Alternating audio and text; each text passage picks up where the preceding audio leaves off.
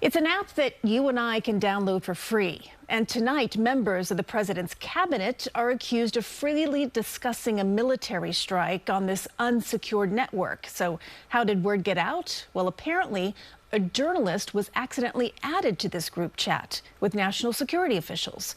CBS 2's Dick Brennan is here now to explain this story. Dick.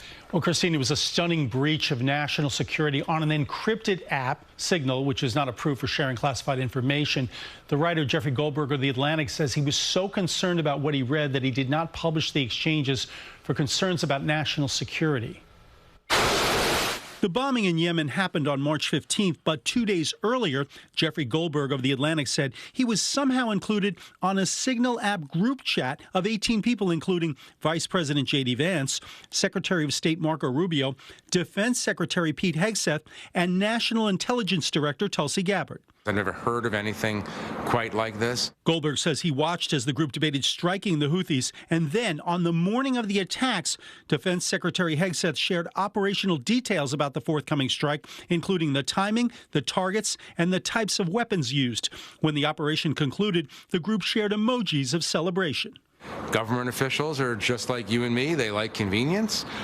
They're just like you and me. They sometimes send text to people they didn't mean to send text to. The consequences here are a lot higher for that sort of thing. Goldberg had been accidentally invited to the chat by National Security Advisor Michael Waltz, but tonight Hegseth called Goldberg deceitful. I've heard it was characterized.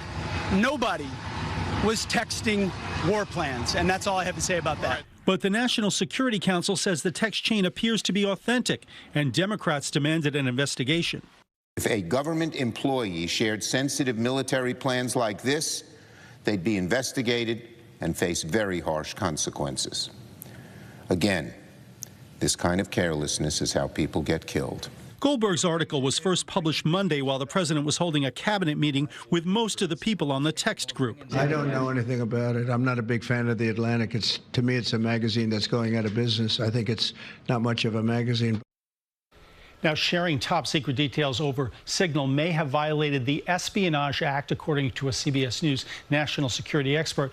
It remains to be seen if the Department of Justice will open an investigation. Christine.